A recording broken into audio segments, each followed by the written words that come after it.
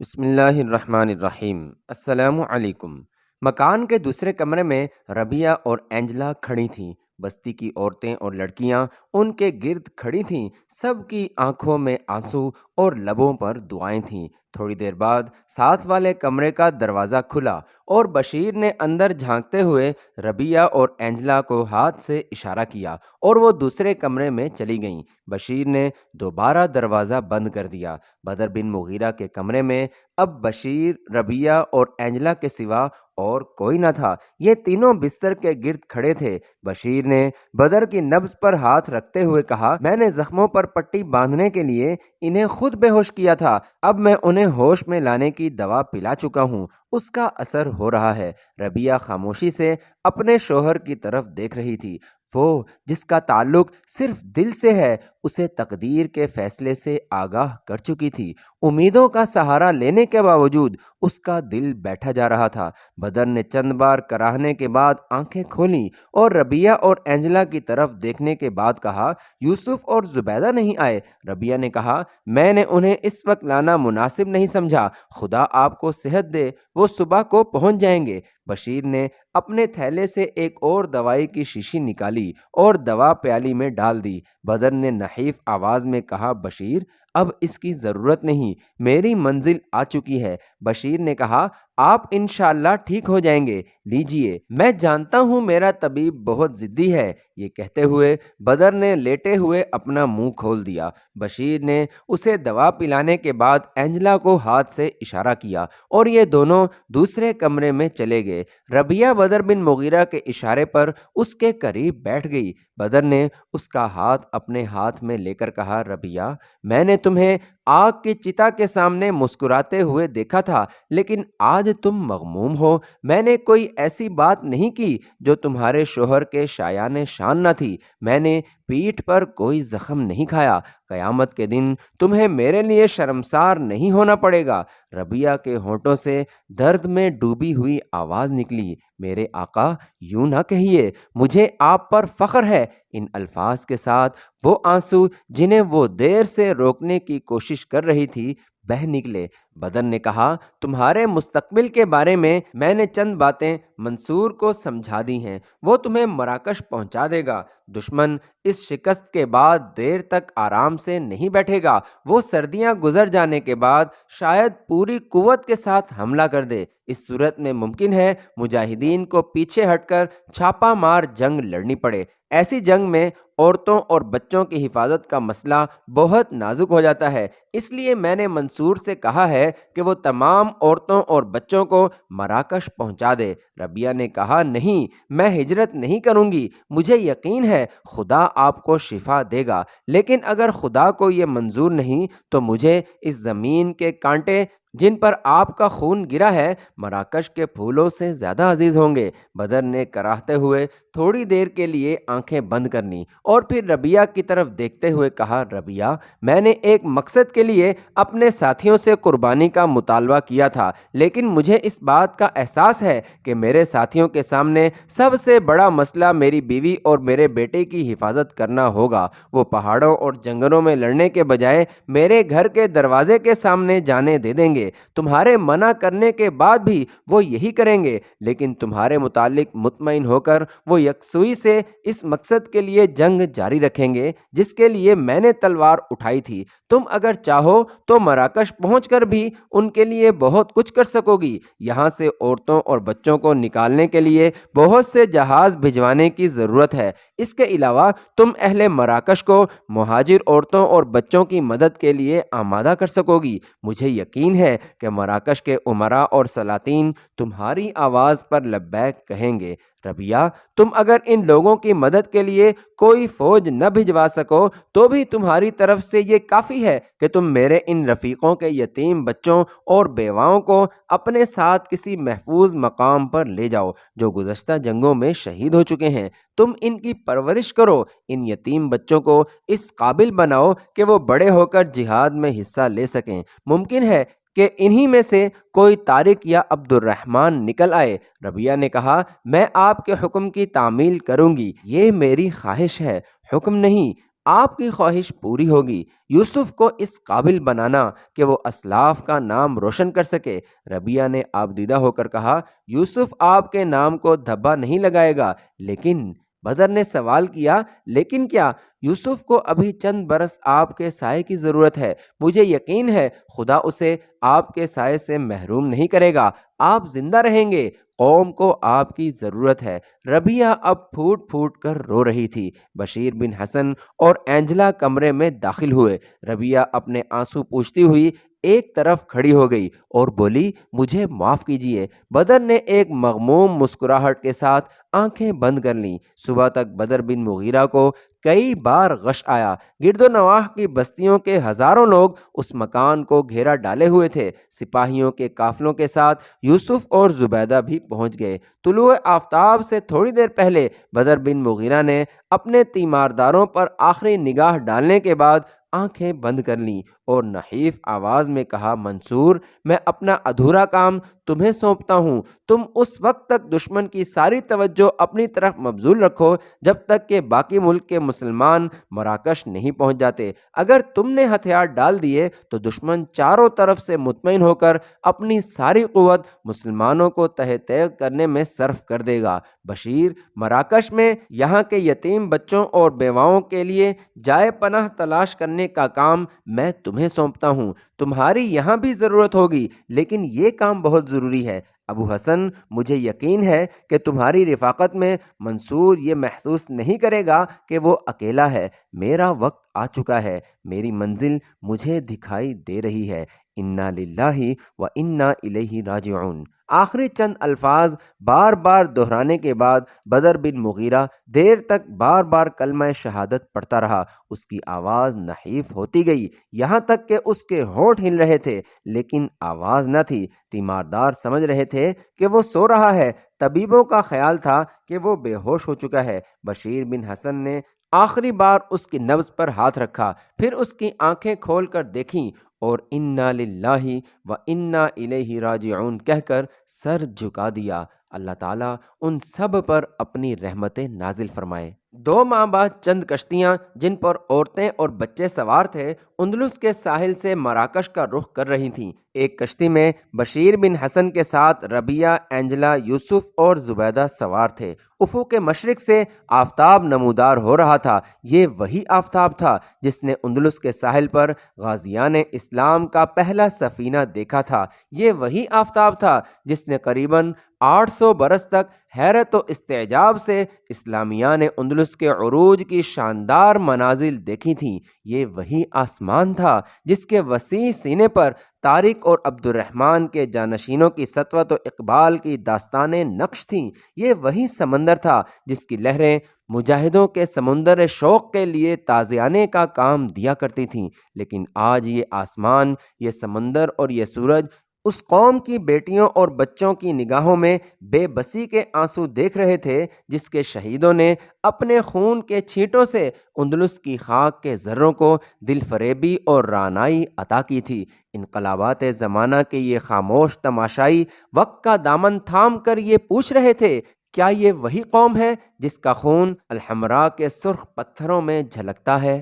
ربیہ کشتی کے ایک کونے میں کھڑی اندلس کے ساحل کی آخری جھلک دیکھ رہی تھی۔ اس کی آنکھ کے سامنے آنسوؤں کے پردے حائل ہو رہے تھے۔ یوسف نے آگے بڑھ کر کہا، امی، زبیدہ کہتی ہے خالو جان ہمیں مراکش چھوڑ کر واپس آ جائیں گے۔ ہاں بیٹا، ربیہ نے اس کی طرف دیکھے بغیر جواب دیا۔ یوسف تھوڑی دیر سوچنے کے بعد پھر بولا، امی جان، میں بھی ان کے ساتھ واپس آ جاؤں گا۔ ربیہ نے اپنے بیٹے کے سر پر ہاتھ رکھتے ہوئے کہا، نہیں بیٹا، ابھی تم بہت چھوٹے ہو، جب تم بڑے ہو جاؤ گے میں تمہیں منع نہیں کروں گی۔ امی، میں بہت جلدی بڑا ہو جاؤں گا، میں جہاز ران بنوں گا۔ آپ کہتی تھیں مراکش میں سب مسلمان ہیں، میں ان سب کو جہازوں پر سوار کر کے اندلس لے جاؤں گا اور ہم دشمن کو اپنے ملک سے نکال دیں گے۔ امی، آپ کہتی ہیں کہ جب طارق یہاں آیا تھا تو اس کے ساتھ زیادہ مسلمان نہیں تھے، پھر بھی انہیں فتح ہوئی۔ جب ایک مسلمان 10 کافروں سے لڑ سکتا ہے تو غرناطہ سے ہزاروں مسلمان یہ ملک چھوڑ کر کیوں چلے گئے ہیں؟ آپ کہتی ہیں کہ قرطبہ، اشبیلیہ اور دوسرے شہروں سے بھی لاکھوں مسلمان مراکش چلے گئے ہیں، وہ اکٹھے ہو کر لڑے کیوں نہیں؟ بیٹا، طارق کے ساتھیوں کے پاس ایمان تھا، لیکن ان لوگوں کا ایمان کمزور ہے۔ وہ موت کو کھیل سمجھتے تھے اور یہ موت سے ڈرتے ہیں۔ اس زمانے میں ایک ادنا مسلمان بھی غداری نہیں کرتا تھا، اور اب بڑے بڑے لوگ غدار ہیں۔ ربیہ سے چند قدم دور زبیدہ اینجلا سے کہہ رہی تھی، امی، یوسف کہتا ہے کہ میں جہاز کا کپتان بنوں گا اور مراکش سے ایک بہت بڑی فوج لے کر اندلس جاؤں گا۔ ہاں بیٹی، یوسف درست کہتا ہے۔ تو امی جان، میں بھی اس کے ساتھ جاؤں گی۔ تم اس کے ساتھ جا کے کیا کرو گی بیٹی؟ میں زخمیوں کی مرہم پٹی کیا کروں گی۔ امی جان، میں تیر چلانا بھی سیکھوں گی۔ اچھا بیٹی۔ کشتی کے دوسرے کونے پر اسی بیڑے کا مراکشی کپتان بشیر بن حسن سے باتیں کر رہا تھا۔ بدر بن مغیرہ کی آخری فتح اور شہادت کے متعلق چند سوالات پوچھنے کے بعد کپتان نے سوال کیا، آپ یہ جنگ کب تک جاری رکھیں گے؟ بشیر بن حسن نے جواب دیا، جب تک ہماری رگوں میں خون دوڑتا رہے گا، ہمارے دلوں میں شہادت کی تمنا باقی رہے گی۔ کپتان نے کہا، میں آپ کے جذبات کی قدر کرتا ہوں، لیکن کیا آپ یہ نہیں سوچتے کہ آپ کی جنگ اندلس میں رہ سہے مسلمانوں کی مشکلات میں اضافہ کر رہی ہیں؟ نہیں، بلکہ ہم یہ سوچتے ہیں کہ جب ہماری تلواریں نیام میں چلی جائیں گی تو ظلم کے ہاتھ ان پر زیادہ سختی سے اٹھیں گے۔ لیکن آپ کے مٹھی بھر مجاہدین کی جنگ کا انجام کیا ہوگا؟ مجاہدین کے جنگ کے دو ہی انجام ہو سکتے ہیں، فتح یا شہادت۔ لیکن میرے خیال میں آپ کے لیے فتح کی نسبت شہادت کے امکانات زیادہ ہیں۔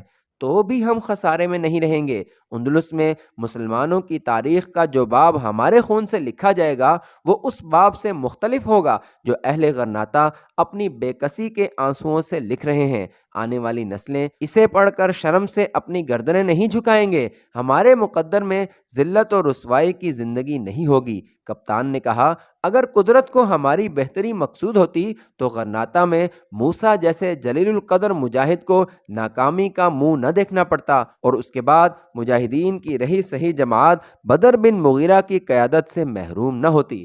بشیر نے برہم ہو کر کہا، کون کہتا ہے کہ موسیٰ اپنے مقصد میں ناکام رہا؟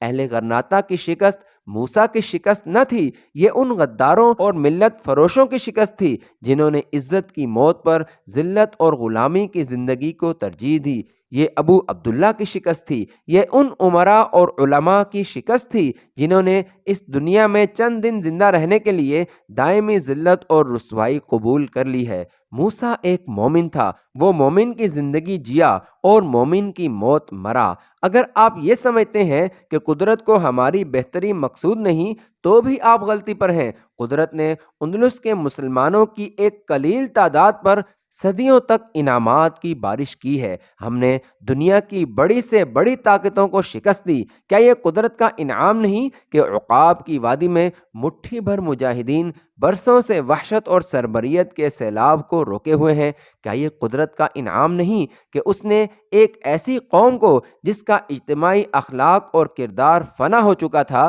ایک بار پھر صراط مستقیم پر گامزن ہونے کا موقع دینے کے لیے بدر اور موسیٰ جیسے رہنما عطا کیے؟